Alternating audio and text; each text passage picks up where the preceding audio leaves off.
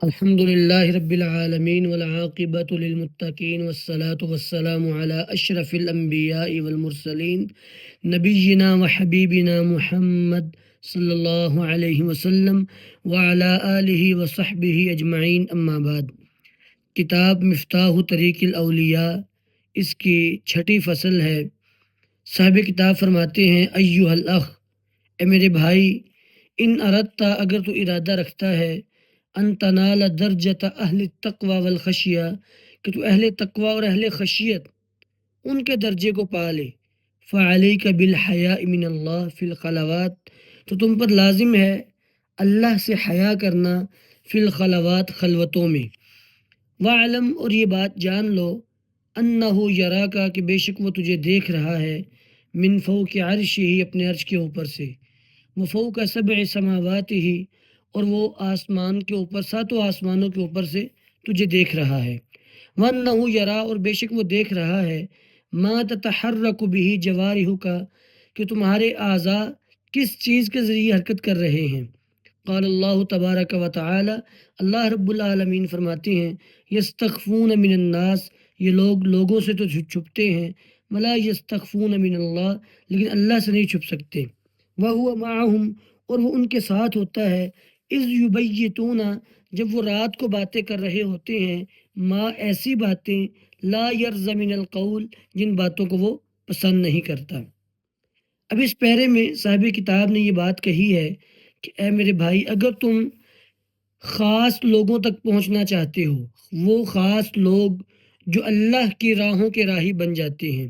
جو ہر وقت اس سے ڈرتے رہتے ہیں، جو خشیت، تقوی، للہیت ہر وقت اپنے دل میں اجاگر رکھتے ہیں، تو پھر کیا کرو کہ تم اپنی خلوتوں میں اپنے رب کا حیا کیا کرو۔ سب سے زیادہ احترام کے لائق، حیا کے لائق کوئی ذات ہے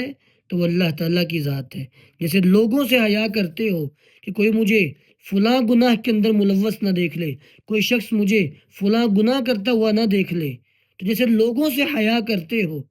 تو ایسے اپنے رب سے بھی حیا کرو، کہ میرا رب مجھے ساتوں آسمانوں کے اوپر سے، اپنے عرش کے اوپر سے دیکھ رہا ہے، اور وہ میرے ہر عضو کی حرکت کو نوٹ کر رہا ہے، اور اس کے بارے میں مجھ سے پوچھا جائے گا، سوال کیا جائے گا۔ تو پھر اس بات کو پلے باندھ لو کہ میں نے اپنے رب سے حیا کرنی ہے، کیونکہ جو شخص ہر وقت اہل تقوی میں سے، اہل خشیت میں سے ہونا چاہتا ہے تو وہ حیا کو لازم پکڑ لے، کیونکہ نبی علیہ الصلاۃ والسلام نے ایک روایت میں فرمایا، اذا لم تستحی فاصنع ما شئت، جب تم میں حیا نہ رہے تو جو مرضی کرو، کیونکہ اس کا مطلب جب تم اپنے نفس کو روکنا چاہتے ہو تو پھر حیا کو لازم کرو، جب حیا نہیں ہے پھر جو مرضی کرو، پھر تمہیں کسی کا کوئی شرم و حیا ہی نہیں، کسی کا لحاظ ہی نہیں، پھر جو مرضی کرو۔ فرمایا کہ یہ لوگ لوگوں سے تو چھپتے ہیں، اللہ سے نہیں چھپتے۔ لوگوں سے چھپتے ہیں، کوئی ہمیں گناہ کرتا ہوا نہ دیکھ لے، اپنے رب سے نہیں چھپتے، اس کے سامنے گناہ کرتے رہتے ہیں، حالانکہ اللہ رب العالمین ان کے ساتھ ہوتا ہے جب یہ باتیں کر رہے ہوتے ہیں رات کو، ایسی باتیں جن کو اللہ ناپسند کرتا ہے، یعنی اپنے غلط عزائم والی باتیں۔ تو گویا کہ اب یہاں پہ دو تین باتیں سمجھنے والی ہیں۔ پہلی بات، اللہ کا حیا کرنا چاہیے، کیونکہ اللہ تعالیٰ ہی اس لائق ہے کہ اس سے حیا کیا جائے، اس کا احترام کیا جائے، اور جو بندہ اپنے رب سے حیا کرنا شروع کر دے تو پھر وہ متقی بن جاتا ہے۔ اور دوسری بات یہ ہے کہ اللہ رب العالمین وہ تمہارے ساتھ ہے اپنے علم اور قدرت کے اعتبار سے۔ اس کی وجہ یہ ہے کہ صاحب کتاب نے خود پیچھے کہا کہ وہ تمہیں عرش کے اوپر سے دیکھ رہا ہے، اور تمہیں ساتوں آسمانوں کے اوپر سے دیکھ رہا ہے، اور آگے آیت پیش کی کہ وہ تمہارے ساتھ ہے، مطلب کہ وہاں سے تمہیں دیکھ رہا ہے اور وہ تمہارے ساتھ ہے، مطلب اپنے علم اور قدرت کے اعتبار سے۔ اللہ رب العالمین کے معیت کے حوالے سے نبی علیہ الصلاۃ والسلام کی ایک حدیث بیان کر کے آگے چلتے ہیں۔ نبی علیہ السلام کے پاس ایک صحابی ہے کہ اللہ کے رسول، میں نے اپنی لونڈی کو تھپڑ مارا، اب میں پریشان ہوں، کیا کروں؟ آپ نے اس کو لے کے آؤ، اس کو لایا گیا، آپ نے اس لونڈی سے دو سوال کیے۔ پہلا سوال، این اللہ، اللہ کہاں ہے؟ فاشارت الی السماء، اس نے آسمان کی طرف اشارہ کیا کہ اللہ وہاں ہے۔ اللہ کے رسول کے سامنے وہ کہہ رہی ہے، آپ نے یہ نہیں کہا کہ نہیں اللہ تو ہر جگہ ہے، تم وہاں کیوں اشارہ کر رہی ہو؟ آپ نے اس کو کہا کہ آپ کا خاموش رہنا اس کی بات کی تصدیق ہے۔ پھر آپ نے پوچھا کہ من انا، میں کون ہوں؟ اس نے کہا انت رسول اللہ، آپ اللہ کے رسول ہیں۔ آپ نے فرمایا اعتقها فانها مؤمنہ، اس کو آزاد کر دو، یہ مومنہ ہے۔ گویا کہ مومن شخص کا یہ عقیدہ ہوتا ہے کہ اللہ آسمان پہ، اللہ اپنے عرش پہ ہے۔ بہرحال اگرچہ بعض کا یہ بھی موقف ہے کہ اللہ تعالیٰ کی معیت کو اسی طرح مانا جائے جیسے اس کی شان کے لائق ہے بس۔ بہرحال کہا کہ اللہ رب العالمین تمہارے ہر معاملے سے واقف ہے، وہ تمہیں دیکھ رہا ہے۔ وَكَذَلِكَ، اسی طرح یعلم، وہ جانتا ہے، ما توسوس به نفسک، جو تمہارے دل میں وسوسے آتے ہیں، وَيَجُولُ فِي صَدْرِك، اور جو تمہارے سینے میں باتیں گھومتی ہیں نا، اللہ ان کو جانتا ہے۔ قال اللہ عز وجل، اللہ رب العالمین فرماتے ہیں ان الذین یخشون ربہم، بے شک وہ لوگ جو اپنے رب سے ڈرتے ہیں، بالغیب، غیب میں، لہم، ان کے لیے، مغفرت، معافی ہے، واجر کبیر، اور بہت بڑا اجر ہے۔ واسروا قولکم، اور وہ اپنی باتوں کو چھپائیں، ابھی جہروا بہ، یا ان کو ظاہری کریں، انہ علیم بذات الصدور، بے شک وہ سینوں کے راز جاننے والا ہے۔ الا، خبردار، یعلم، وہ جانتا ہے، من خلق، جو اس نے پیدا کیا، اللہ کو پتہ ہے میں نے کیا پیدا کیا، اس کو جانتا ہے اپنی مخلوق کو۔ وَهُوَ اللطیف الخبیر، اور وہ باریک بین خبر رکھنے والا ہے۔ تو پچھلے پیرے میں یہ کہا کہ تمہارے ظاہری سب اعمال کو اللہ اوپر سے دیکھ رہا ہے۔ تو کوئی یہ نہیں سمجھ لے کہ صرف ظاہری اعمال کو دیکھتا ہے، نہیں، وہ تمہارے دل کے مخفی خیالات کو بھی جانتا ہے۔ انہو یعلم خائنۃ الاعین وما تخفی الصدور، تمہاری آنکھوں کی خیانت اور جو تمہارے دل میں جو خیالات آتے ہیں، پنپتے ہیں، اللہ ان کو بھی جانتا ہے۔ کوئی چیز اس سے مخفی نہیں ہے، ہر چیز سے وہ پوری طرح واقف ہے۔ فعود نفسک، جب وہ ذات تمہارے ظاہر سے بھی واقف ہے، تمہارے باطن سے بھی واقف ہے اور پوری طرح واقف ہے، فعود نفسک، پس عادت ڈالو اپنے آپ کو، ایھا الاخ، اے میرے بھائی، بالحیاء من اللہ، اللہ سے حیا کرنے کی۔ کیونکہ جب کوئی تمہیں گناہ کرتے ہوئے دیکھے تمہیں شرم آتی ہے، تو جو رب تمہیں دیکھ رہا ہے، تو اپنے آپ کو عادت ڈالو تو اپنے رب کا حیا کیا کرو۔ ولو ساعۃ من نہار، اگرچہ دن کا کچھ لمحہ ایسے کر لیا کرو، اپنے آپ کے لیے کچھ وقت نکالو اور اس میں یہ بات سوچو کہ میں نے اپنے رب کا حیا کرنا ہے، دن کا کچھ لمحات اس طرح نکال لیا کرو۔ ثم عد الی اشغالک و مہماتک، پھر لوٹو اپنے مصروفیات، اپنے اہم کاموں کی طرف چلے جاؤ۔ ثم عد، پھر لوٹو، واحفظ تلک الساعہ، اس گھڑی کی حفاظت رکھو، اس کو یاد رکھو۔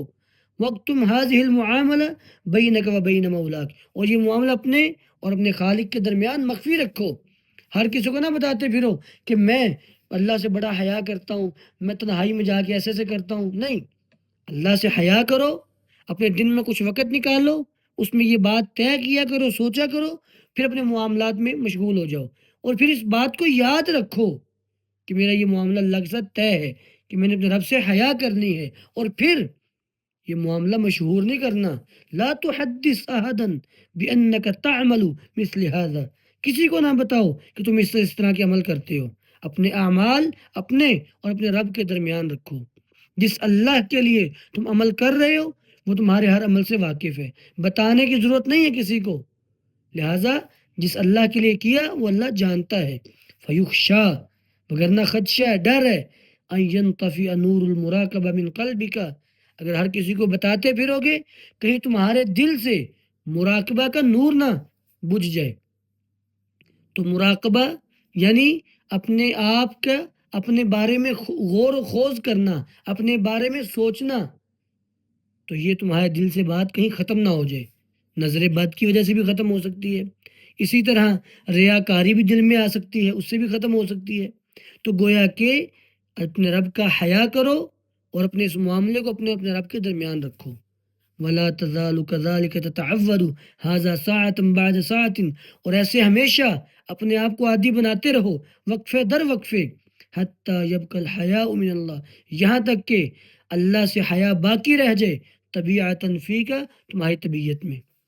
اللہ سے حیا کرنا یہ تمہاری طبیعت کا حصہ بن جائے، جو چیز تمہاری عادت میں شامل ہو جائے، حتیٰ کہ تمہاری فطرت بننا شروع ہو جائے، تو وہ تمہارے لیے خیر ہی خیر ہے۔ اگر اس کے خلاف ورزی ہو جائے تو وہ شر ہی شر ہے، جو گناہ عادت بن جائے یا فطرت میں شامل ہو جائے تو انسان کی ہلاکت تک لے جاتا ہے انسان کو۔ تو تم ہر وقفے در وقفے کچھ نہ کچھ لمحات کے بعد یہ سوچو، غور و خوض کرو، مراقبہ کرو کہ میں نے اپنے رب سے حیا کرنا ہے، میں اپنے رب سے حیا رکھتا ہوں اپنے دل میں۔ اس بات کے بارے میں غور کرو حتیٰ کہ یہ بات تمہاری طبیعت میں شامل ہو جائے، تمہاری طبیعت بن جائے۔ لا یفارق قلبک ان اللہ عز وجل یراک، کبھی تمہارے دل سے یہ بات جدا نہ ہو، تمہارا دل نہ چھوڑے اس بات کو کہ اللہ تمہیں دیکھ رہا ہے۔ اس بات کو ہمیشہ اب اس کا استحضار اپنے دل میں رکھو۔ فَيَنْعَمُ بِذَلِكَ الْقَلْبِ، اس سے کیا فائدہ ہوگا؟ دل اچھا ہو جائے گا۔ وَتَسْكُنُهُ الْخَشْيَةُ وَالْمَحَابَّةُ وَالْحَيَاءُ وَالتَّعْظِيمُ، اور پھر اللہ کا ڈر، اللہ کا خوف، ہیبت اور اس کا حیا اور تعظیم تمہیں سکون دے گی، تمہیں ذہنی طور پہ، جسمانی طور پہ، قلبی طور پہ، ہر لحاظ سے تم پرسکون رہو گے جب اپنے رب سے ڈرتے رہو گے۔ دنیا کی کوئی چیز، کوئی قرضہ، کوئی طاقت، کوئی اور مخلوق تمہیں پریشان نہیں کر سکے گی، تم پریشانیوں میں نہیں گر جاؤ گے۔ فَإِن صَبَرْتَ عَلَى ذَلِكَ مُدَّةً مِّنَ الدَّهْرِ، اور اگر تم لمبا زمانہ اسی پر صبر کیے رکھتے ہو، یہی بات ہمیشہ اپنے دل میں حاضر رکھتے ہو کہ میں نے اپنے رب کا حیا کرنا ہے، اپنے رب کا میں نے تقوی دل میں پیدا کرنا ہے، فی قیامی کا اپنے قیام میں کھڑے ہونے میں، وقعودی کا اپنے بیٹھنے میں، و اشتغالی کا اپنے مصروفیات میں، و بحثی کا بین ید الشیخ اپنے شیخ کے سامنے بحث کرتے ہوئے، وکل کا اپنے کھانے میں، و شربی کا اپنے پینے میں، اپنے ہر معاملے میں اگر تم اس بات کو مد نظر رکھ لیتے ہو کہ میرا رب مجھے دیکھ رہا ہے اور مجھے اس سے حیا آتی ہے، یہ دیکھ کر لیتے ہو، ارجو ان ترتقی بذالک الی درجۃ العارفین، تو مجھے امید ہے کہ تم اس کے ذریعے عارفین کے درجے تک پہنچ جاؤ گے۔ تو گویا کہ حضرت عمر بن عبدالعزیز رحمہ اللہ ایک مرتبہ حضرت حسن بن علی بن حسن رضی اللہ عنہ کو اپنے دروازے پہ دیکھا تو کہا کہ آپ میرے دروازے پہ نہ آئیں، مجھے اپنے رب سے حیا آتی ہے، انی استحیی من اللہ ان یراک علی بابی، مجھے اپنے رب سے حیا آتی ہے کہ وہ آپ کو میرے دروازے پہ دیکھے، مجھے حیا آتی ہے کہ آپ اہل بیت میں سے ہیں، نبی کے گھرانے سے آپ کا تعلق ہے، آپ کو جب بھی کام ہو آپ مجھے بلائیں۔ اپنے معاملات میں اتنا غور و خوض رکھے بندہ۔ تو گویا کہ جو شخص اپنے اٹھتے بیٹھتے مصروف ہونے، اپنے آنے جانے کھانے پینے ہر معاملے میں اللہ کا حیا، اللہ کا ڈر دل میں بسا لیتا ہے تو وہ عارفین کے درجے تک پہنچ جائے گا۔ من اہل المعاملۃ للہ، وہ عارفین جو اللہ کے ساتھ معاملہ کرنے والے ہوتے ہیں، والتقوی الباطن لہ، اور باطنی طور پر اس کے لیے تقوی دل میں رکھنے والے ہوتے ہیں، وہ شخص ان میں شامل ہو جائے گا۔ اور جب شامل ہو جائے گا، یا توبہ کا ثم یا توبہ کا، کتنی خوشی کی بات ہے تیرے لیے، پھر کتنی خوشی کی بات ہے تیرے لیے، ان وصلت الی ذلک، اگر تو یہاں تک پہنچ جائے،